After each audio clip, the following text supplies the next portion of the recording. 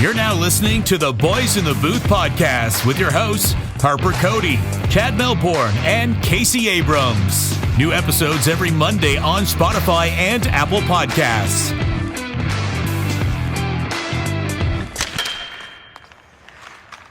Well, good evening, Happy New Year, and welcome to episode 111 of the Boys in the Booth podcast. Cody, Abrams, and Melbourne with you. Guys, it has felt like forever since we all did this collectively. How we doing? Pretty good, Harp. It is full-blown winter now, and I am absolutely loving it being in Blue Mountain because we got 18 inches on Friday of snow for the mountain, and then another, I think 30 centimeters or something like that today. So lots of fresh pow on the hill, and we've just been ripping it. And pond hockey, it's happening now, where we went out to shovel off one of the ponds in our buddy's backyard, and well, safe to say it wasn't ready. Definitely was maybe close to 3 inches of ice, and while we were shoveling it off, it started sinking, and we were about ankle deep in water while we were shoveling the whole time.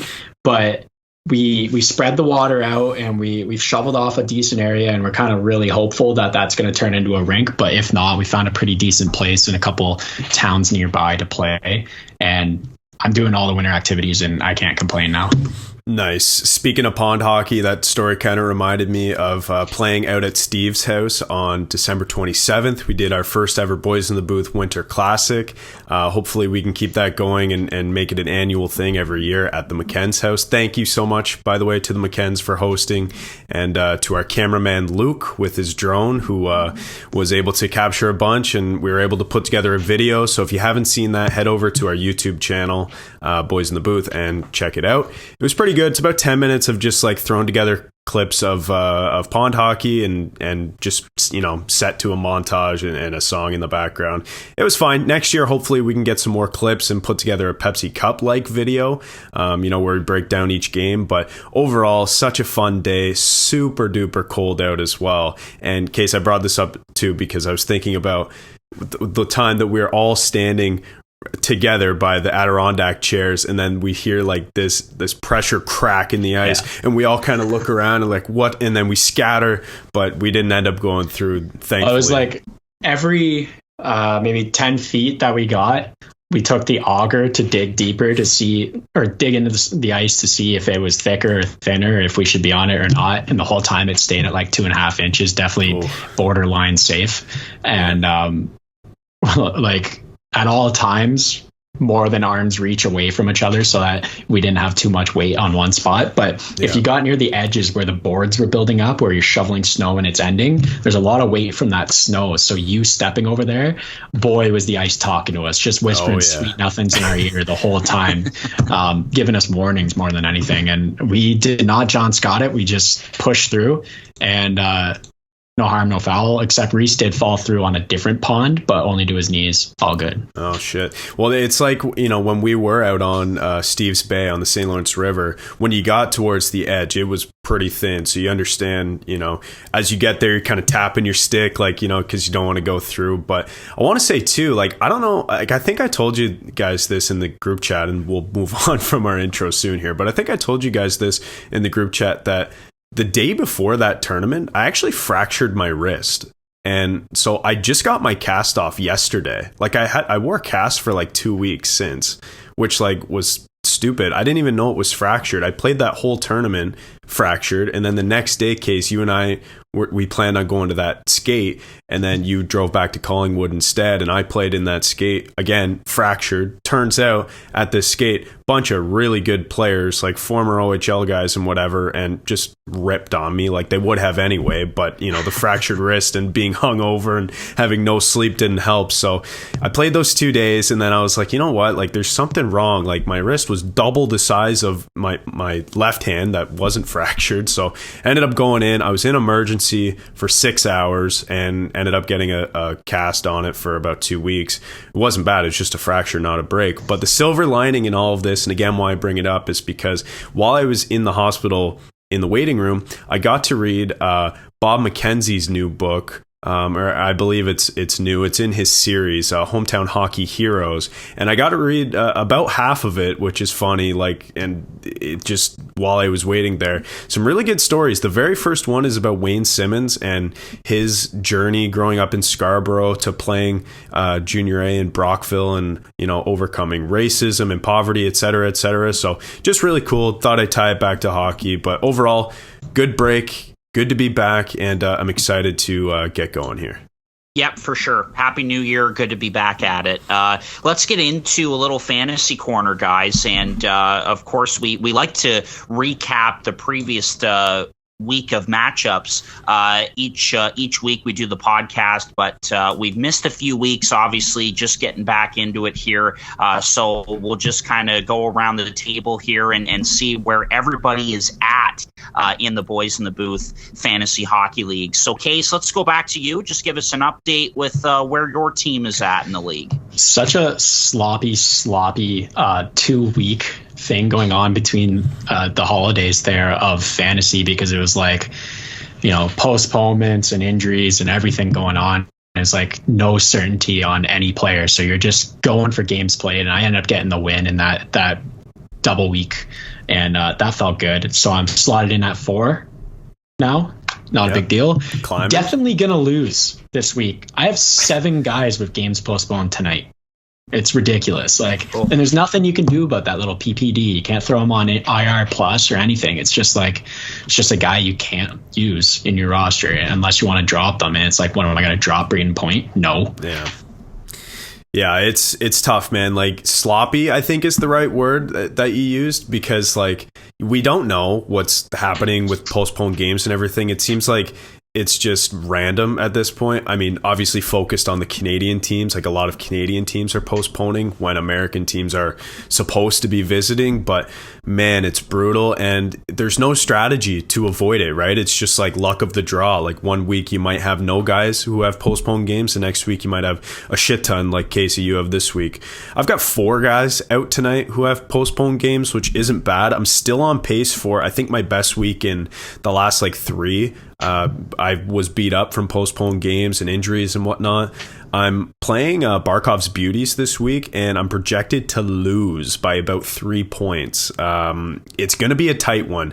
Games played are still low, relatively speaking, compared to, when everyone's healthy. But it should be a close week. It should be a really tight one. And I did fall out of first place as well, which is too bad. I don't know if I had fallen out the last time we spoke, if I was in second at that point, but Luke Sheridan and the Meatheads now hold the number 1 spot, which is frustrating because I don't think his team is very good, but he ebbs and flows with the Red Wings, but he's been going pretty well with that squad so far. So he's in first place, and that's where I stand right now in second. Harp, how about you?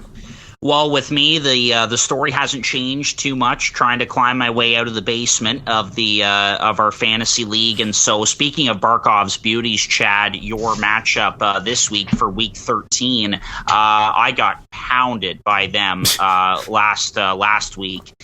So, looking to redeem myself this week, I've got 5 guys out with just game postponements tonight, and a couple of guys out with COVID-19, and so they're in protocol. But I am projected to win this week against the Bacchus Door Bandits, who, if I'm not mistaken, that's Taylor Prosser. That's right. Correct. Yeah. Okay, perfect. So yeah, I'm projected to win about 119 to 106. So it'll be a tight matchup either way. Hopefully, I can squeak out with a win here in week 13. Just to show you how this league is going. This morning I was projected at 99 points, and that was with me having slotted everyone in. I checked again right now. I'm actually at 152 and beating Luke. So shit changes just constantly because reschedules, and I grabbed one player. It's unbelievable how much that can change. Yeah, Case, and also if you beat Luke this week and I also win, which I mean both of those things have to happen. Yeah, if we both beat the Lukes, then I'm back in first. So it'd be nice if you help me out there. That would be great. As we wrap up, we normally do top 5 or bottom 5, but because we've been off for a few weeks, might as well recap the entire 1 through 14 here. So I'll do that quick. Number 1, we know that's the Meatheads. That's Luke Sheridan in first place. Number 2, we know that's me, Multiple Scoregasms, in second. Danbury Trashers in third. That's Dylan Finley. Casey, Bros Before Ahos in fourth spot. Barkov's Beauties. That's Casey's boss, Luke Vanderbeeren, LVB in fifth. Number 6, the Bacchus Door Bandits. Harp, hopefully you can get a dub against Taylor Prosser and the Bacchus Door Bandits. In 7th, Tampa Bay Three-Peats. That's Nate Gonu. In 8th, we've got Hat Trick Swayze clinging on to that 8th and final playoff spot, and that's your brother, Emerson Cody Harp. Will Nye the Science Guy in 9th spot. That's my buddy Remy, who will be coming on the podcast next week. He is an excellent bettor. He created his own model for betting, and we're looking forward to hearing about that. I think he's better at betting than he is at fantasy, not going to lie. Sitting there in 9th spot. Ball to the Wall, that's Alan Atmansky in 10th. Former guest on the pod, love having him on. In 11th, our very own Harper Cody with the 2021 Pepsi Cup scoring champ. In 12th spot, climbing up the ranks actually, is my brother-in-law Cameron Murray with the Arizona Blackhawks. 3-9-0. Oh my God, that's abysmal. Harp, you and him share the same record. In 13th spot, we've got the Hornytown OnlyFans. That's Brandon Irving. This is allegedly here. Allegedly, he got locked out of his account and hasn't played or set his lineups in a few weeks. He might just be bad at fantasy, and that's a cover. I don't know, but he's in 13th.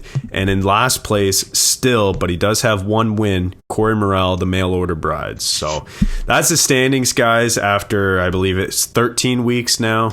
So, wow, it's been fun so far, and looking forward to more fantasy talk.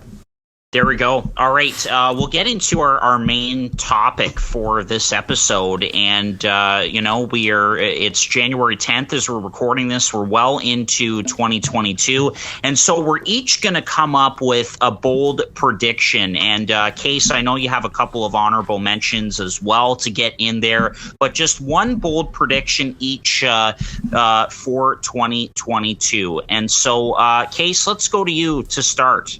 Yeah, so I had a hard time thinking about this. Could not think of a bold prediction that I really believed in. Chad texted me, said, just pick something you believe in and talk about it. And I was like, I hit him with the darkness. I said, Chad, I don't believe in anything anymore because everything is just getting ruined by this COVID. Like, you never know what's going to happen. But I thought, if you're going to make a bold prediction, why not make it about the only thing that really matters, and that's the Stanley Cup. So I've got a little... I'll call it a two-parter, call it an honorable mention, whatever you want to say. I believe in one of these teams more than the other, but I've got either this team or this team will win the Stanley Cup. And I was trying to think about it. The only two things that these guys have in common is that they play playoff hockey and they're led by a Russian. I have a question. Yes. Before you go into it, is it one team from the East and one team from the West? Correct. Okay. Perfect. All right. The other thing is that not a lot of listeners are going to care about this prediction because no one really cheers for this team, either of these. I don't know a single one for the one, and only Emerson Cody and Carson Pickup for the other. I'm going to talk about it, get right into it. The Washington Capitals are going to win the Stanley Cup this year. I am fully on the bandwagon of the Caps. 27-9 at the moment in the standings. That's third in the Metro due to Carolina and the Rags. Anyways, this team, the reason why I think that they can win the Cup is their record despite what has been happening to them in the season so far. So again, 27-9. They've been hit pretty bad with the injury bug. They've had Backstrom for 3 games. They lost Oshie for half of the season. They've lost Mantha for, I think he's only played 10 games at the beginning, and now he's out for the rest of the season with surgery. And then there's a handful of injury here, injury there, COVID. Everyone's dealing with that, so you can't mention that. But there's more injuries, like Vanacek's been hurt, and so on and so forth. There's been a lot of games missed for this team, despite having a great record. Another thing is their power play is not clicking this year. They're in 28th in the league for power play after being 3rd in the league last year. If that power play gets hot, which it will, look out for this team. Again, 27-9 with the 28th worst power play in the league. Now Backstrom is back. He is back tonight. So that power play is going to get clicking again with Ovi in that hot spot, and he's going to be ripping, absolutely ripping. Again, great record despite Samsonov having a rough season so far and Vanacek missing a decent amount of time to not be able to back him up. I think they had to put Fucali in for 3 games. He's got like a 980 save percentage. Yeah. That was my first point. Is Zach Fucali made his NHL debut this season at, I believe he's 26, and he's been incredible for this team. Yeah. But the fact that they can play in front of him gets me hope that Samsonov can turn this around, and then they're going to have playoff goaltending between him and Vanacek. The other thing, I already mentioned it, Ovechkin is being inspiring this year. That's the word that comes to mind with Alex Ovechkin. You think about this team and how the media has talked about they're on the downslope. Everyone's thinking they're on the downslope. Well, Ovechkin has taken that narrative and told the media to shove it because he is absolute dynamite this year. MVP, like my bet for the MVP at this moment, because he is carrying this team and it's inspiring to watch. And if I were a player on this team, I'd be going, oh, we've got another chance to win a cup before we're kind of done, you know? So that's another thing. And then to continue on from that, the big guys are still getting it done. Kuznetsov's getting it done. Wilson's getting it done. Carlson's getting it done. All of these guys are contributing, and now they're getting Backstrom back. On top of that, you got depth guys scoring, like Ehlers and Dowd and Garnett Hathaway is putting the puck in the net. You know, there's depth players on this team that really play on top of a playoff hockey lineup. Just guys that bash and smash and playing around all games. So I really love what this team has going for them, despite these tiny little things that need to get ironed out. And once they figure that power play out, get some goaltending and continue to be healthy, this team's going to be the best in the East and they're going to win the cup. So that's my first team. Any comments before I move on to the next one? Yeah, well, let's I guess talk about them for a bit. My first thing is Fucali. Like, I can't believe he's playing and he's playing so well. Like, that's incredible. The fact that they're still able to get dubs with a guy who's literally never played, but between the pipes, that's incredible. And also too, like, I have John Carlson in one of my fantasy leagues. He's having a great year as well. Like, all of the talk about this team case, like he said, is like they're gonna fall off, but it's the same thing. This team and the Pittsburgh Penguins, as they're currently constructed, will have the same narrative every single year until they blow it up. You can't bet against them when they have players like Crosby and Ovechkin. Those two guys are incredible. They're both having phenomenal years. Ovechkin even more so. Ovechkin is currently second in goals in the entire NHL, and he's third in points. And he's 36, 35, 36. Yeah, we've never been able to say that this guy is leading the team in assists. Because Backstrom's out. But that's just the... I'm going to use the word because I really want to drill it home or drive it home. Inspiring. Yeah. It's inspiring to see this guy both leading the team in goals and assists, and then third in the league, and it's incredible. I love that prediction, the bold prediction, because I think the odds are really favorable as well. I was looking at Stanley Cup odds a couple days ago, and both Pittsburgh and Washington have the same odds to win, and they're like middle of the league odds, like they're not even top 10 best odds to win. So why not throw $5 on them? Why not throw $10 on them if you believe it? I think Washington probably has a better chance than Pittsburgh because, well, I mean, they're both, and not to make this conversation about Pittsburgh, but they're both teams who have missed guys all year. Like Malkin is still out. And, you mentioned that, Washington's had a ton of injuries as well. So I think it's a great pick. And I think it's bold because it's bold to say that anyone will win the Stanley Cup unless you're saying it's like Tampa because they're like the favorites every year. But yeah, I like it, Case. Yeah. Okay. I like it as well. I like the Capitals, and they've obviously got the core there. And Ovechkin is just he's finding different things to do every single year that just blow our minds. Like, he's scoring goals in different ways. It's not just the big one-timer on the power play. He's in front of the net. He's boxing guys out, and he's just all over the place at 36 years of age. It is really inspiring, Case. That's a great word for it. A couple of things about the Capitals. I think, one, they need to get healthy. That could certainly help them even more so. And two, they need to find a way to win in extra time. That has been the only issue for them this season. They were up against the Minnesota Wild over the weekend. Zach Fucale played a great game. You guys mentioned him, but they aren't able to get it done in extra time, and they ended up losing in a shootout in that game against the Wild. So that's something for them to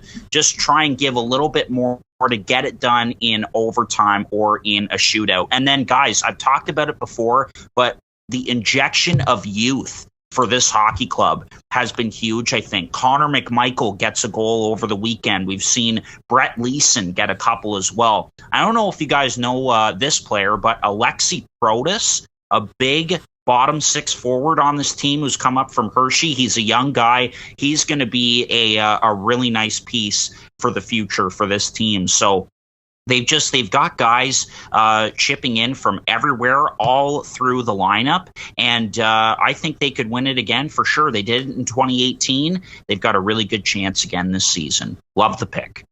Excellent. All right, I'm going to move on to my second part. This one's going to be much quicker because it's more of a gut feeling than anything just from watching them. The second team that I think, if Washington doesn't win it, Minnesota is going to win the Stanley Cup this year. That's my boldest of the predictions. Fucking Minnesota. Especially when this took a beating 4 days ago when Kirill got injured. I've read that he might miss 6 weeks. So that is devastating to this team because he is their best player. But I think if this team, if they can overcome that, then they're going to win the cup. Because the way I see it, there's three types of teams. There's the Toronto type, wins in the regular season and then bombs in the playoffs. Edmonton, whatever you want to call it. The Islander type, which just fights in for a playoff spot and then it just knows how to play playoff hockey and locks it down. You can throw Montreal in there too, clearly. Might as well. Yeah, exactly. And then there's the third type of team, which is stuck in purgatory between the two, and that really doesn't account for anything, and they're out in the first round, second round. Nashville last year, I'll say Pittsburgh even last year, Boston, Boston's maybe a playoff team, but you know what I mean by that. It's kind of, they aren't either. They don't have the identity of either, so they fizzle out. Minnesota is definitely the Islander type for me. They're going to just squeak into the playoffs, but they have been playing playoff hockey all year long. Another team that just throws the body around, plays a hard forecheck, and with a lot of speed and blink of the eye transitions. There's so many times that I've been watching the Minnesota games and it seems like the puck is going to be going into their zone and then without even realizing it's going back the other way and they're in on a 3-on-1, a 3-on-2, whatever it may be. And they're just getting a lot of chances that way. And it's a team with a lot of depth up front and a lot of guys chipping in who need to play and play hard, and it's really working out for them so far.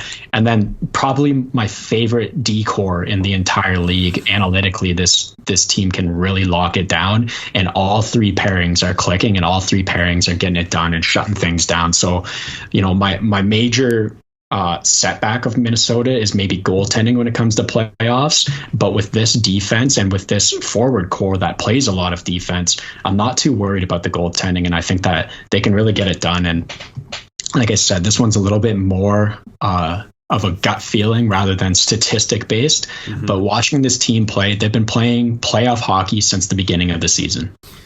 Well, you want to know why their transition is so good? Like you alluded to it. They've got 6 guys on the back end. All 6 of them can move the puck and skate. Like, you can't say that about a ton of teams in the NHL. Like, they have a really good decor, and it shows in transition. And they have creative forwards as well, obviously led by Kirill Kaprizov. But you know what? This year, like, we know Kevin Fiala is good, Joel Eriksson, he locks that shit down when need to be. And, Marcus Foligno has had a phenomenal year. Like, there's a ton of guys who are playing really well for this Ryan team. Ryan Hartman's another guy. Yeah. Expect some regression out of Hartman. Yeah. Well, that's what I said. Yeah. Foligno is he's the guy. And you watch Foligno play too.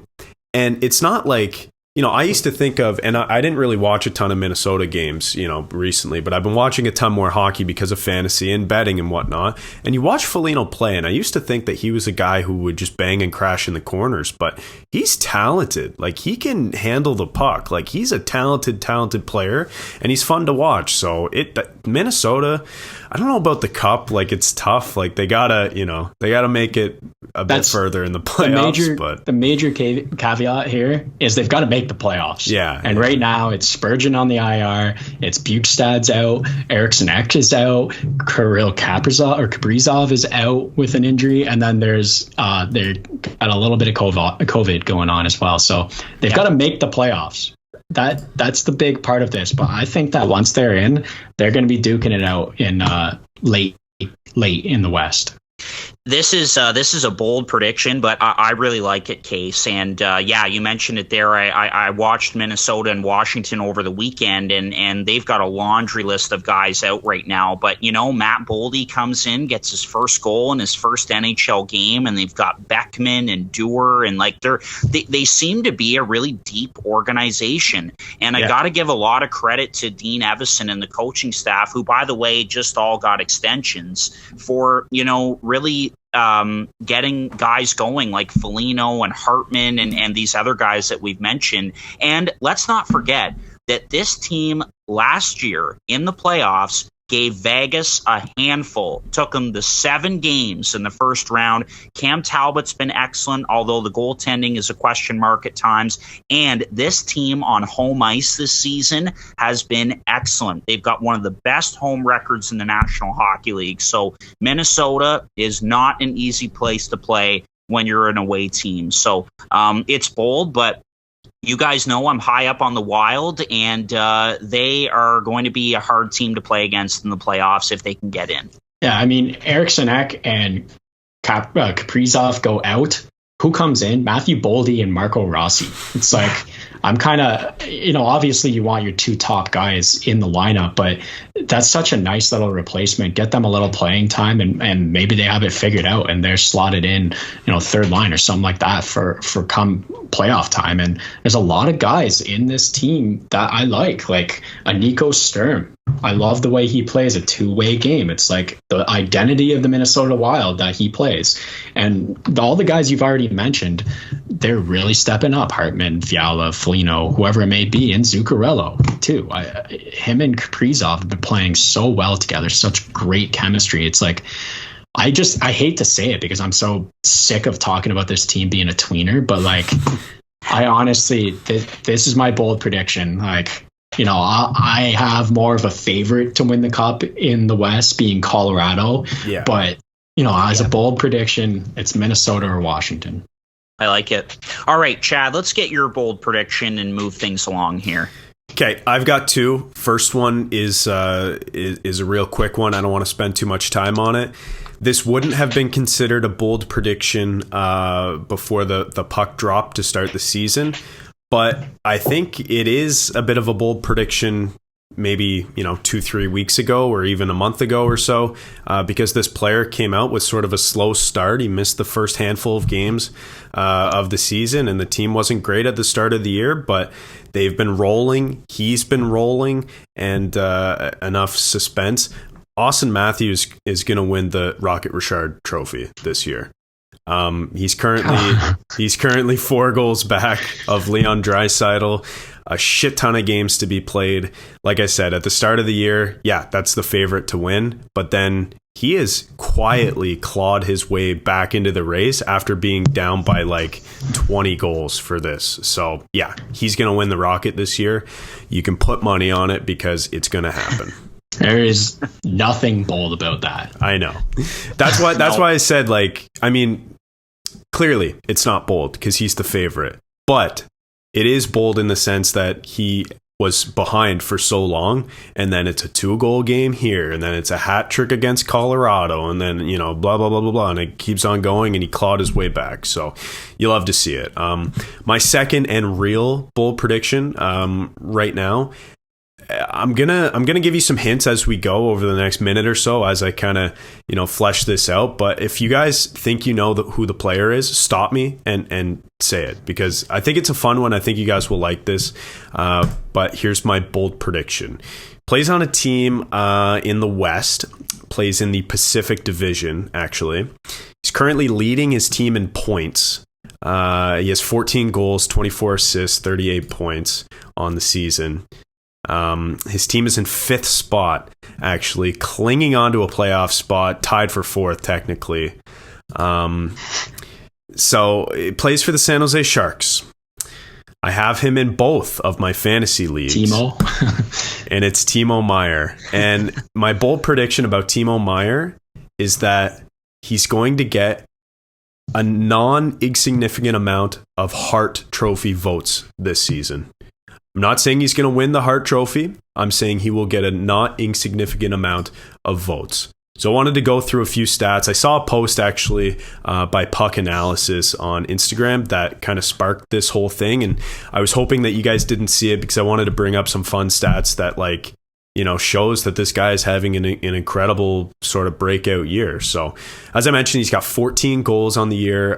He has 13 primary assists, 11 secondary assists, currently 10th in the league in points, 8th in the league in points per 60, and tied for 1st in the league with 31 even strength points this season, which is great to see. If a player has even strength points, that's one of the best indicators of longevity, long-term success in terms of a season and your overall points, as long as the power play performs adequately, and he is on the power play. So power play numbers are likely to go up is the point.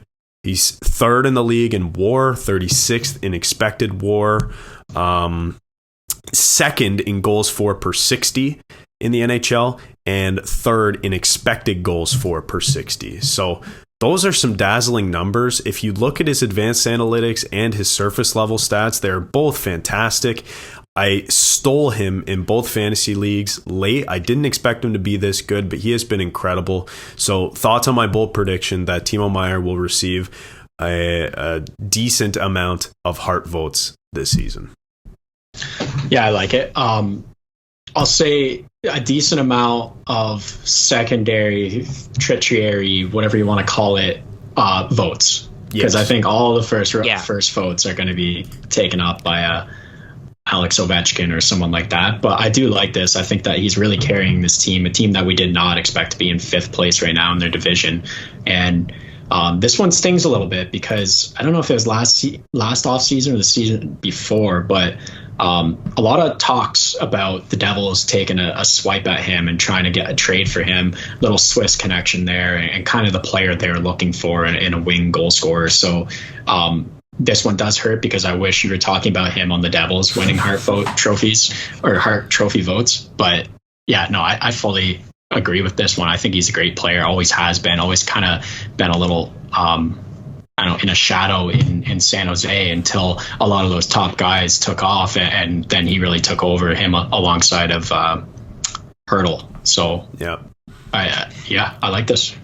I like this one too, Chad. And we've seen a lot of good players finish, 8th or 10th in Hart voting or Norris voting. A couple of guys that come to mind, for the Norris, like Jacob Chikrin last season or Tony DeAngelo a couple of years ago. Like just those really good really good secondary players that finish in that sort of second tier of voting for these awards. And so I really like this one. And this is how it should be, right? Timo Meier should be playing like a core piece of the San Jose Sharks. And that is what he's doing this season. And if they can hang on to a playoff spot in that Pacific Division, which just seems to be wide open at this point in the National Hockey League, he's going to be a big part of that. And also, I think that Evander Kane being out and being in the AHL and now, being placed on waivers for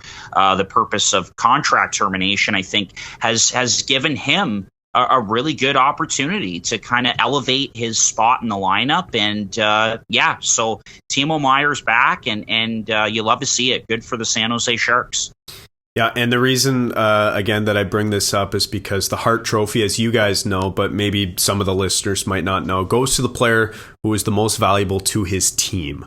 So we're not talking about most valuable players in the league, but most valuable to his team, and I think Timo Meier definitely has been that. But you're right, Case, like there's probably a handful of guys, like I would say at least 5 guys right now, who are clear-cut a tier above Timo Meier for the Hart voting. It probably goes, in my mind right now, Draisaitl, Ovechkin, McDavid, Matthews, and then maybe like Barkov.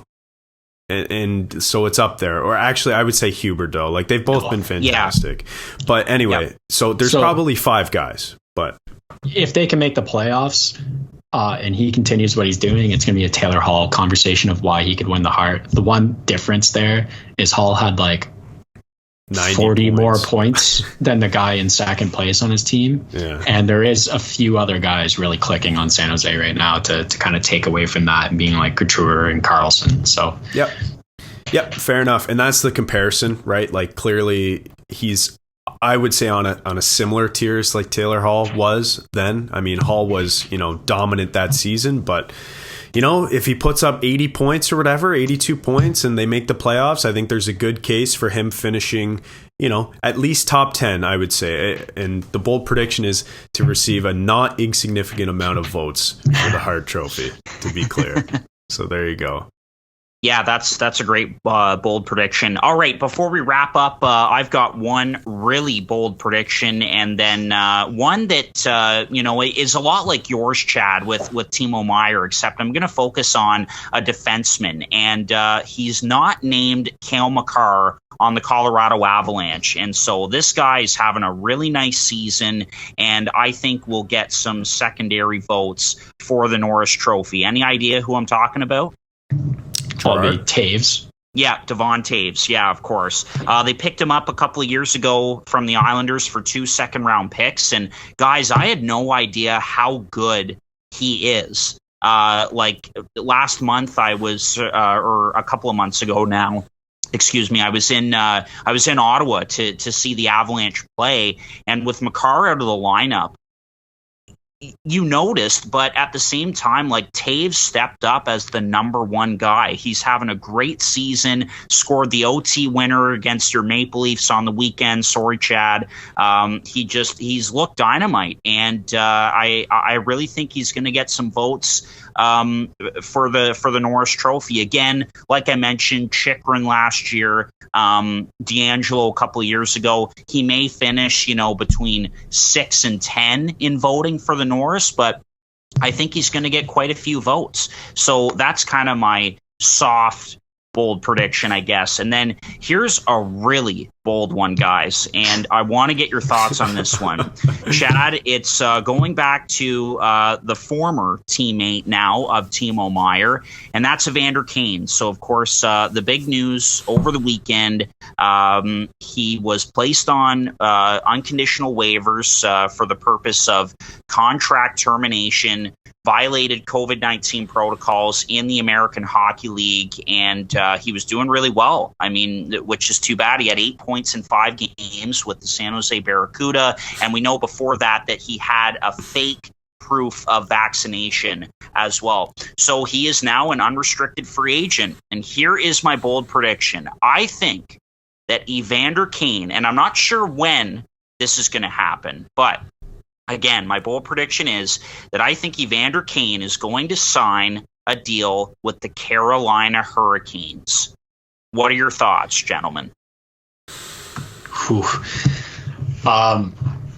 It's like you have to think of one team that's willing to take a chance on Evander Kane. And if I were gonna pick one, it's the Carolina Hurricanes, because Tony DeAngelo and the fact that they have, I don't know this for a fact, but I'm assuming like jail warden Rob Brindamore as a coach. Like get in your room by 9 or I will kick your ass type of thing. So I think he can probably rein him in a little bit. And like I said, they took a chance on Tony DeAngelo after all of that. So why not take a chance on Evander Kane? And it's not like there's I guess Atlanta is close enough to Carolina, but there's not too much gambling going on around there. So he might kind of be a little calmer. Yeah, I can think of 2 teams off the top of my head that I would say would probably be in the running to sign this guy. One would be the Hurricanes. Number 2 would be the Canadiens. But I would say I would rule out the Canadiens because they have a new management group and maybe they want to go a different direction and maybe they kind of want to refocus their organization, obviously alluding to the Logan Mailloux pick and just a bunch of weird things that happen, and then obviously Tony DeAngelo is the first guy that comes to mind, as you guys mentioned, talking about Carolina. Like, they don't give a fuck. Like, if he can play hockey, they'll sign him. So that makes sense if they can fit him, and if they can fit him to a deal. Like, at this point, he probably just wants to make some money, right? So he'd probably be willing to sign anywhere. We know he needs the money, like he's in gambling debt. But yeah, like, I could see it happening. Like, selfishly, I would love the Maple Leafs to sign him.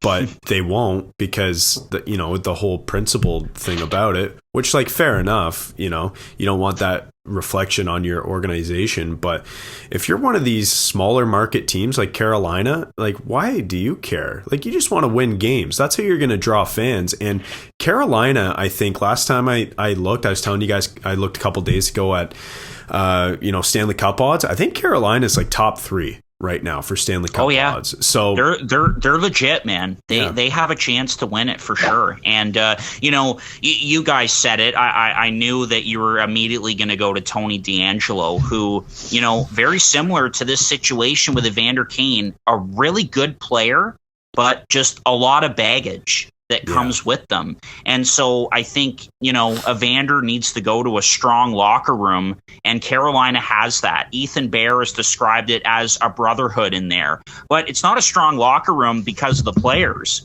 Case, as you mentioned, it's because of the head coach, Rod Brindamore. He runs a tight ship there, and I think if there's a head coach that could kick him in the rear end and get him going and get him straightened out, it would be Rod Brindamore. And it's been a great bet on Tony DeAngelo this year. And so I could certainly see them doing that, for $1 or $2 million with Evander Kane, because, as you mentioned, Chad, he needs the money. He's going to miss out on about $23 million in future earnings over the next 4 years or so after this contract termination. So I really like the idea of Evander Kane going to the Hurricanes.